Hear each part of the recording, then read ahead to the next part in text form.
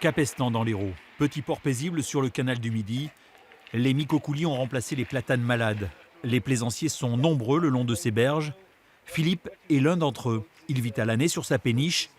Les épaves, il en voit beaucoup. Vivre sur un bateau peut faire envie, mais cela requiert un minimum de maintenance. Ils ne voient pas le problème en fait arriver parce qu'il faut des pompes de cale. Donc qui indique pompe de cale, si on n'est pas branché, il faut des batteries, panneaux solaires, parce que la pompe de cale, elle se déclenche automatiquement. Il y a toujours de l'eau qui rentre dans le fond du bateau, c'est obligé. Et il y en a beaucoup et ils n'investissent pas, et puis ils laissent tomber, et puis le bateau il coule, et puis après, comme on a là en ce moment, le gasoil, les odeurs, voilà.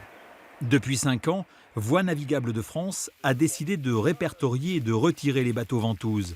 Certains sont bien visibles, d'autres un peu moins. 3 rives gauche et 1 rive droite. Donc, s'ils sont bien coulés, en fonction de la végétation qui repousse, c'est pas forcément évident. Mais on a fait des inspections communes préalables de sécurité. Donc normalement, ils ont tous été repérés. On en a 36 ce coup-ci, donc c'est pas forcément toujours évident, mais on les retrouve. VNF souhaite normaliser le stationnement sur le canal du Midi, ce monument de 352 ans. Depuis 2014, l'opérateur public a procédé à l'évacuation d'une centaine d'épaves pour un coût de 300 000 €. Mais faire enlever une épave peut prendre plusieurs années. Donc la procédure dite d'abandon, elle se déroule en 3 phases. Un premier constat qui constate l'état d'abandon, donc qui se traduit par l'absence d'autorisation et puis l'absence d'entretien, de manœuvre, de personnes à bord. 6 mois après, un deuxième constat.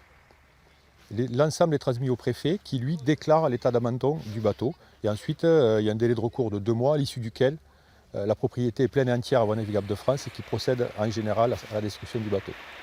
Ce jour-là, 3 bateaux de moins de 10 mètres ont été sortis du canal, direction le déchirage. Ça va sur une plateforme à Montpellier, tout est trié, tout est recyclé. Ce qui est ferraille, ce qui est métaux dans, le bois, même le polyester. C'est tout part en recyclage. Outre le fait que ces épaves peuvent polluer ou gêner la navigation, elles nuisent aussi à l'image de ce patrimoine mondial. Aujourd'hui, les 2/3 des bateaux qui sont à résidence sur le célèbre canal sont en règle. La campagne de VNF se poursuivra en 2019 avec le retrait d'une dizaine de péniches à l'état, elles aussi, d'abandon.